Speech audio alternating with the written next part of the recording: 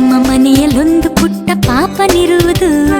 ಎತ್ತಿಕೊಳ್ಳದೆ ಹೋದರದಕ್ಕೆ ಕೋಪ ಬರುವುದು.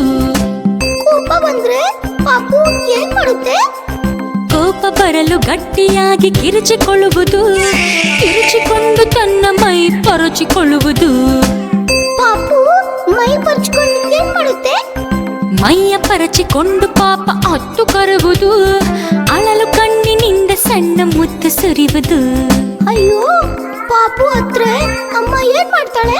ಪಾಪು ಅತ್ತರಮ್ಮ ತಾನು ಅತ್ತು ಬಿಡುವಳು. ಅಯ್ಯೋ ಪಾಪ ಎಂದು ಕಂಡು ಮುತ್ತು ಕೊಡುವಳು. ಈಗ ಅಳ್ತಾ ಇದ್ದ ಪಪ್ಪು ಮಗು ಯಾಕೆ ಅಳ್ತಾ ಇದೆ ಅಂತ ಅಮ್ಮನ್ಗೋಸ್ಕರ ತಾನೆ. ಪಾಪ ಪಟ್ಟು ಹಿಡಿದ ಹಠವು ಸಾರ್ಥಕವಾಯಿತು. ಕಿರುಚಿ ಪರುಚಿ ಅತ್ತದೆಲ್ಲ ಅರ್ಥವಾಯಿತು.